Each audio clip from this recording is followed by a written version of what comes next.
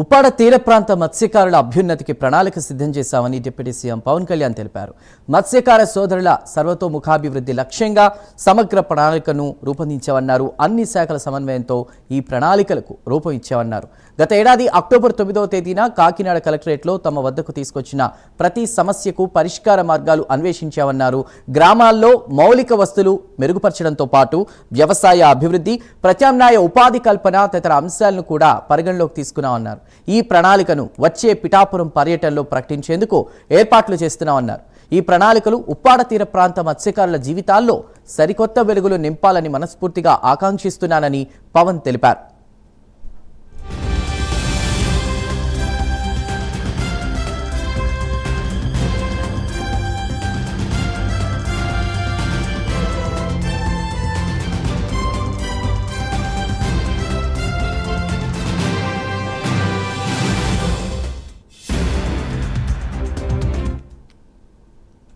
ఉప్పాడ తీర ప్రాంత మత్స్యకారుల అభ్యున్నతికి ప్రణాళిక సిద్ధం చేశామని డిప్యూటీ సీఎం పవన్ కళ్యాణ్ అంటున్నారు.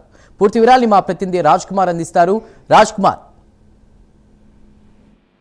చందు, మొత్తానికి ఏదైతే ఉప్పాడ తీర ప్రాంత మత్స్యకారులకు పవన్ కళ్యాణ్ ఒక అభ్యున్నతి కోసం పోరాటం చేస్తున్నటువంటి పరిస్థితి కనపడుతుంది. ముఖ్యంగా ఉప్పాడ తీర ప్రాంత మత్స్యకార సోదరులందరికీ కూడా సర్వతోముఖ అభివృద్ధికి లక్ష్యంగా కూడా సమగ్ర ప్రణాళికను ఏదైతే రాష్ట్ర ఉప ముఖ్యమంత్రి పవన్ కళ్యాణ్ నిర్ణయం తీసుకున్నట్టు తెలిసింది. అన్ని శాఖల సమన్వయంతో ప్రత్యేకంగా ఈ ప్రణాళికను రూపొందించినట్లు కూడా తెలియజేశారు. గత ఏడాది అక్టోబర్ 9వ తేదీన కాకినాడ కలెక్టరేట్ లో మత్స్యకారులకు సంబంధించి ప్రభుత్వం దృష్టికి తీసుకొచ్చినటువంటి ప్రతి సమస్యను కూడా పరిష్కార మార్గాలు అన్వేషించి ప్రత్యేకంగా కాలుష్య నివారణ, కోత నివారణ, అదేవిధంగా మత్స్య సంపద వృద్ధికి సంబంధించి కావచ్చు, అధునాతన పద్ధతుల్లో వేట, మార్కెటింగ్ సదుపాయాలు, అదేవిధంగా ప్రకృతి వైపరీత్యాల నుంచి రక్షణ, ఇలా మత్స్యకారుల జీవితాలకు సంబంధించి భద్రత, భరోసాకు సంబంధించినటువంటి అంశాన్ని కూడా పరిగణలోకి తీసుకుని ఆ ప్రణాళికను రూపొందించినట్లు కూడా పవన్ కళ్యాణ్ తెలియజేశారు. గ్రామాల్లో మౌలిక